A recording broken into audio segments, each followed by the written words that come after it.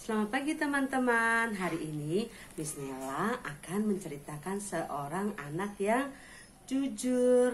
Anak yang jujur adalah anak yang hebat, ya. Nah, suatu pagi ada seorang anak bernama Miko bermain ke rumah temannya bernama Melan. Kemudian saat itu Melan sedang membaca buku, ya. Kemudian Miko melihat, "Loh, Melan, kamu lagi baca buku ya?" "Iya Miko, aku lagi membaca buku. Bukunya bagus sekali." Nah, kemudian Miko berkata, "Melan, aku boleh pinjam buku kamu nggak?" "Boleh, boleh. Tapi kamu harus menjaganya ya. Jangan sampai rusak atau apalagi hilang." Terus Miko, "Tenang Melan," kata Miko. "Nanti aku jaga bukunya dengan baik." "Oke Miko, ini bukunya, boleh dibawa pulang." "Oke. Baik Melan, terima kasih ya bukunya."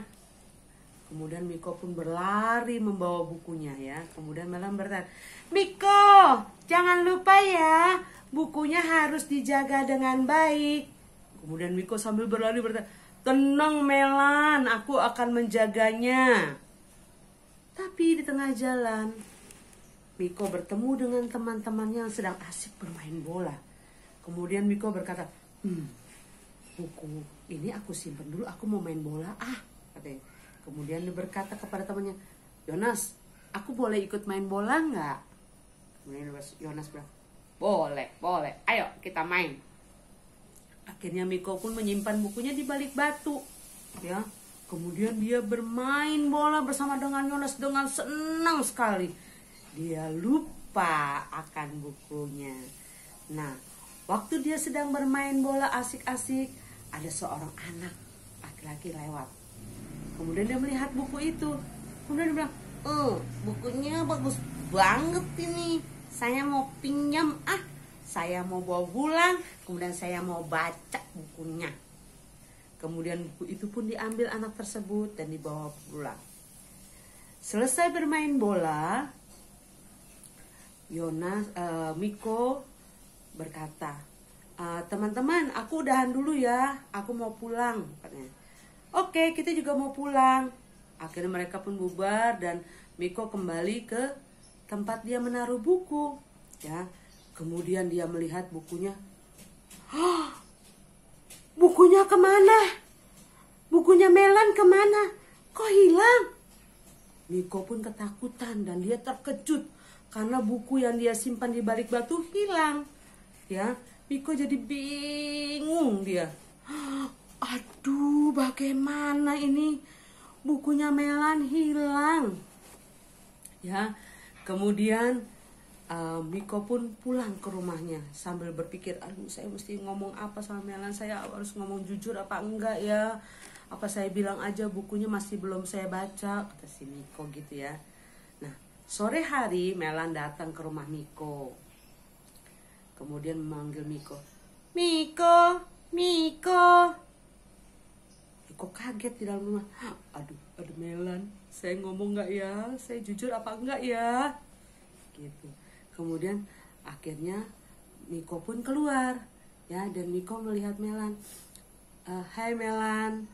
"Hai Miko, aku kesini mau ambil buku aku. Kamu udah selesai baca belum?" Miko pun terdiam.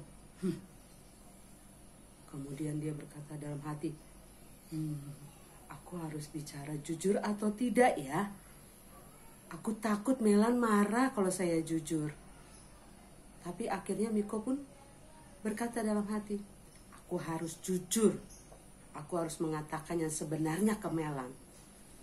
Kemudian Miko pun pelan-pelan bicara dengan Melan. "Melan, maaf, bukunya hilang. Tadi siang saya main bola. Saya taruh di belakang batu. Begitu saya selesai main bola, bukunya hilang." Katanya, "Saya minta maaf ya Melan." Kemudian Melan pun melihat Miko sambil menangis. "Miko, itu kan buku kesayangan saya. Kenapa kamu hilangin?" Miko pun berkata, "Iya Melan, saya minta maaf. nanti saya cari bukunya ya, atau saya ganti. Kemudian Melan pun menangis, Miko, kamu kok nggak jaga baik-baik buku saya. Saat Melan menangis, tiba-tiba ada seorang anak lewat sambil membawa buku. Dia berkata, "Hei Melan, kamu kenapa? Kok nangis?" Kemudian Melan berkata, buku saya hilang. Anak itu berkata, Buku ini bukan. Ini buku kamu bukan, Melan." Kemudian Melan melihat, benar, itu buku aku. Terima kasih, kamu sudah mengembalikannya. Iya, Melan. Dadah. Kemudian anak itu pun berlari lagi.